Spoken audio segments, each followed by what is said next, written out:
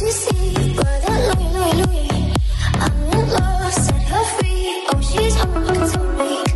les potes, tout le monde, c'est Sisma, j'espère que vous allez bien. On se retrouve aujourd'hui pour une nouvelle vidéo. Dans cette vidéo les gars, on va commencer par parler du match contre PSG de la semaine dernière et notre triste défaite 4-1 qui, sur l'ensemble du match, on méritait peut-être un peu moins, on va pas se mytho. On reviendra vite fait dessus, on parlera de 2-3 stats qui sont produits du coup à cause de ce match. On parlera vite fait du match aussi qui a opposé Lyon à Auxerre, match amical de vendredi soir, je crois, à huis clos, 3 périodes de 30 minutes. On y reviendra vite fait, même si on n'aura pas grand chose à dire dessus. Il y a aussi des officialisations de départ, on parlera de ça. Et on finira par une dernière chose, la recherche du coach, les gars. Parce que oui, Laurent Blanc est plus que jamais en danger, et ça on y reviendra à la fin de la vidéo. C'est parti les gars pour la vidéo. C'est parti, du coup on va commencer avec le match face au Paris Saint-Germain et la défaite 4-1. Alors la première mi-temps, on va analyser mi-temps par mi-temps les gars. Donc la première mi-temps, défensivement, c'était une très très mauvaise mi-temps parce qu'il y a l'état de chargement. Chaque fois, ça a été pris de vitesse par Mbappé, par Dembélé, par Asensio qui ont très bien su jouer le coup. Ça a été compliqué surtout défensivement. Du coup, dans cette première mi-temps, comme je viens de le dire, on n'a pas vu beaucoup de choses. On s'est fait dominer de partout. On n'a fait que les 2 premières minutes qui ont été bien. D'ailleurs, on a pris ce premier but au bout de 2 minutes de jeu, ce qui nous a un peu coupé dans notre élan et ça a été très compliqué. Après, on a donc encaissé 4 buts dans cette mi-temps sans en mettre un seul. Offensivement, on n'avait absolument rien vu dans cette première mi-temps. Ça a été très compliqué. Cherki a fait encore une fois certains mauvais choix qui auraient pu amener des occasions et qui ne l'ont pas été du coup. Donc il n'y a pas eu beaucoup d'occasions pour Lyon. Ça a été assez compliqué, donc c'était pas vraiment une très bonne mi-temps, à l'image de du reste de la saison, donc vous voyez ce que je veux dire les gars. Et d'ailleurs, ça faisait depuis août 1966 que Lyon n'avait pas été mené 4 buts à la mi-temps, c'était contre Nantes. Donc pour vous dire à quel point on est pété par rapport à ce qu'on a fait dans le passé. On remonte quand même à 1966, 16 ans après la création du club. Donc ça montre qu'on n'est pas encore très très bien et on espère se relever. Deuxième mi-temps, un peu mieux défensivement, ça a été passable, on a amélioré des choses. Ensuite, offensivement les gars, la deuxième mi-temps était très bonne. On aurait pu vraiment arracher des points sur certaines pelouses, pas contre le PSG, si on aurait joué comme ça offensivement sur les autres terrains. Et ça nous a montré qu'on avait quand même beaucoup de choses. Il nous manquait la Casette.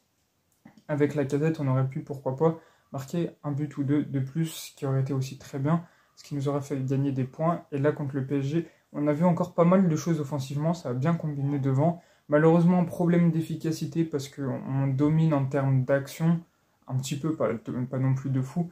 La deuxième mi-temps contre le PSG, on domine pas en possession, au milieu de terrain, on se fait bouffer, mais on a quand même un poil plus d'occasions que le PSG. Mais malheureusement, l'efficacité n'était pas de mise ce jour-là, ce qui fait qu'on a mis qu'un seul but. D'ailleurs, Ernest Nuama, très très très solide, les gars. On a vu plus de choses que Jeffinho et Amin Sarr réunis en 6 mois, avec Nuama en un match, frère. Et encore, il est sorti à la fin. Donc franchement, gros potentiel dans Ernest Nuama. On espère qu'il va s'améliorer parce que je pense qu'il a une marge de progression assez énorme. Il a que 19 ans, on le rappelle. Mais en tout cas, il a fait de très très belles choses et on espère que il y aura une continuité, voilà, j'ai trouvé. Pas comme avait fait Tété qui nous avait impressionné à ses débuts, mais malheureusement que ça s'était bien calmé après. C'était en 2020, 2021 ou peut-être 2022, je sais plus quand c'était que Tété est passé par l'OL avant de rejoindre une équipe anglaise, j'ai oublié. Enfin bref. Voilà pour ça, voilà pour le match du PSG. À la fin du match, vous avez tous dû entendre le capot des Bad Guns. Les joueurs faisaient leur tour d'honneur pour applaudir les spectateurs comme ils doivent le faire, comme c'est le rituel. Sauf que le capot des Bad Guns les a interpellés pour leur parler. Un discours au micro qui a été poignant, qui a été émouvant, où le capot leur a en gros demandé de honorer ce maillot, de tout donner lors des matchs sur la pelouse, qui doivent être toujours à fond. Nous, on a envie de leur donner de l'amour, on sait leur donner l'amour, les supporters. Et eux, ils doivent mériter notre amour en étant le meilleur possible sur le terrain. Pas comme le nom des 3 petites, vous avez compris, vous avez tous écouté le discours, je vais pas le redire, pas besoin. Pas comme les 3 petites, voilà, qui ont quitté le club, donc Malo Gusto, Bradley Barcola et Castello Luqueba, qui ont quitté du coup l'Olympique Lyonnais ces derniers mois. Si je dis pas, ouais, ces derniers mois, vous avez capté. Et du coup, bah, en gros, on veut chanter leur nom avec amour, pas comme ceux qu'on a chanté, parce que Barcola a été hué comme jamais. Il est d'ailleurs rentré en jeu contre l'OL, et la bronca qui s'est abattue sur lui, je n'avais jamais entendu ça au Groupama Stadium. Depuis que je supporte l'OL, depuis que je suis tout petit, depuis que j'ai 5 ans, je sais pas. Waouh, les gars, la bronca était exceptionnelle. Barcola, dès qu'il avait une balle, la foudre s'abattait sur lui. Vraiment, c'était exceptionnel. J'ai jamais vu ça auparavant. Et malheureusement, c'est mérité. Je ne vais pas revenir là-dessus, on en a parlé la semaine dernière. Et le discours des capots va, j'espère, faire réagir nos joueurs. Voilà pour le match du PSG. On va passer, les gars, au mercato maintenant. Les gars, vous le savez, le mercato est maintenant terminé depuis le 1er septembre à 23 h. Mais ça ne nous empêche pas de faire quelques petits transferts en esquivant un peu les règles de la France, de la Ligue de football professionnel et de la 3F. Donc c'est ce que nous avons pu faire. Rien d'exceptionnel, les gars, on n'a pas recruté de joueurs, ce sera sur des départs. Et le premier, les gars, c'est un départ en prêt sans option d'achat, donc d'une durée d'1 an, pour Irvine Lomami qui s'en va donc au Stade Lavallois. C'est un jeune défenseur né en 2003 qui était formé à l'Olympique Lyonnais. Il va prendre du temps de jeu, il va prendre de la confiance, de l'expérience, tout ce qui est bien pour un jeune joueur.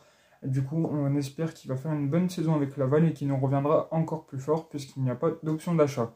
On continue avec cette fois-ci des départs en fait, ils rompaient leur contrat avec Lyon et ils en signent un ailleurs. Le premier, c'est Pathé Mboup, qui a signé donc un contrat à Molenbeek.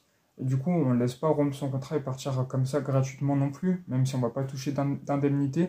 On touchera 50% du transfert, d'un éventuel futur transfert. Donc ça veut dire s'il sera transféré à 10 millions d'euros, ce qui m'étonnerait quand même, eh ben on prendrait 5 millions d'euros. Je pense que ce sera moins parce que Pathé Mboup ne nous a pas encore montré beaucoup de choses. C'est l'attaquant qui vient de l'AS Dakar Sacré-Cœur, notre club partenaire, qui a déjà sorti pas mal de petits joueurs pour nous, qui ont fréquenté l'équipe pro comme Diomandé, si je dis pas de conneries, par exemple. Du coup, on lui souhaite bonne chance dans son nouveau club et pour essayer de se maintenir avec Molenbeek. Du coup, voilà pour ce petit transfert. Et le deuxième, un indésirable du club. Le pauvre, c'est contre sa volonté qu'il soit indésirable, parce qu'il s'était blessé deux fois les ligaments croisés en plus d'affilée, ça a été très très dur pour lui. Jeffrey Adelaide s'en va aussi à Molenbeek en rompant son contrat, sauf que cette fois-ci on touchera que 40%, ce qui est déjà énorme, hein, mais qu'on voit pas ça dans les autres transferts, mais bon, il y avait des indemnités dans les autres transferts. On touchera 40% d'une éventuelle plus-value, donc si on le vend, enfin si Molenbeek le vendra 10 millions d'euros, on prend 4 millions d'euros, vous l'avez compris. Donc on lui souhaite bonne chance aussi dans ce nouveau challenge, il devenait compliqué de le voir rester à l'OL. Il ne restera qu'un seul indésirable, vraiment les gars, c'est Tino Kadewere. Malheureusement, lui n'a pas trouvé de porte de sortie, on fera avec lui donc cette saison, même si le match contre le PSG, c'était pas le pire.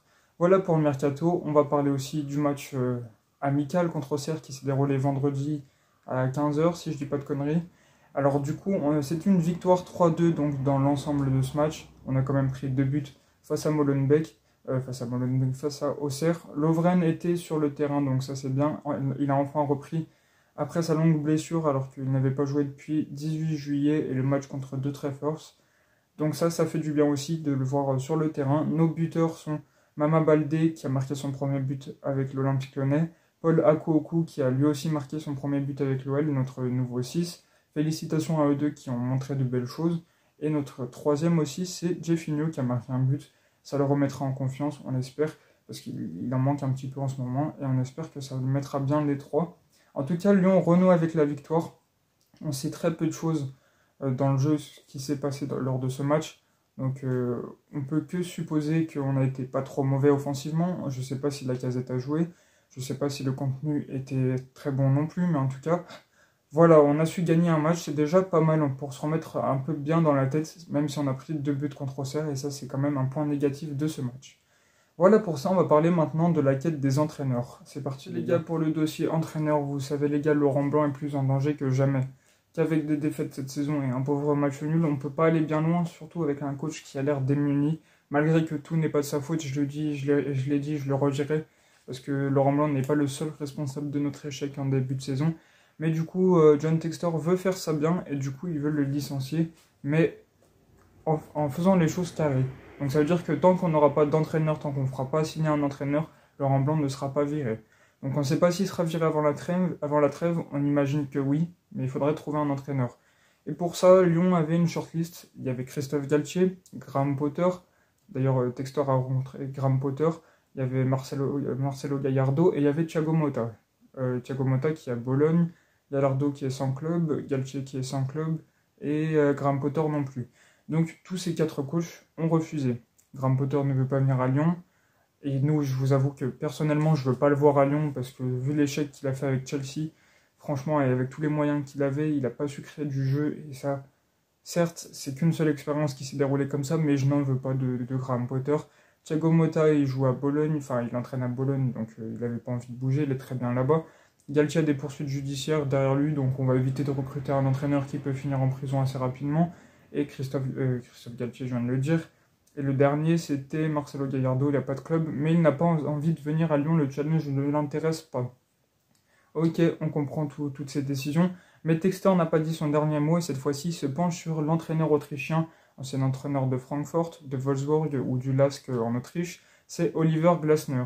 Cet entraîneur a gagné la Ligue Europa avec Francfort il y a 2 ans, si je dis pas de conneries. Là, il est sans club, donc pourquoi pas, moi je pense que c'est une bonne idée. Je connais pas ses principes de jeu, je vais pas vous mytho, je regardais pas Francfort il y a quelques saisons, donc je vous avoue que je sais pas si c'est un entraîneur qui prône le jeu offensif ou non, mais il a un profil, un petit palmarès quand même, qui fait toujours plaisir en tant qu'entraîneur, surtout à Lyon, on veut des entraîneurs avec du palmarès. Peut-être qu'il a du caractère, ça je demande d'avoir aussi, je sais pas exactement quel est son caractère, s'il est comme Igor Tudor à Marseille par exemple, qui va bien pousser les joueurs à faire des belles choses, genre bien avoir des couilles, excusez-moi le terme. Mais en tout cas, on veut un coach qui est comme ça, qui a du caractère. Je ne sais pas si Oliver Glasner, du coup, a ce caractère-là, mais en tout cas, il fait partie de la liste et c'est celui qui est pour l'instant le plus probable de venir à l'Olympique Lyonnais. Textor a décollé en Allemagne, rencontrer Oliver Glasner, et du coup, on verra comment ça se passe dans les prochains jours. Dites-moi ce que vous pensez d'Oliver Glasner, si ce sera un bon coach pour Lyon ou non, donc j'ai hâte de lire vos commentaires. Et voilà pour la vidéo, j'espère que vous l'aurez kiffé. Si c'est le cas, n'hésitez pas à liker, à commenter et à vous abonner. On se retrouve la semaine pro. Ciao ciao.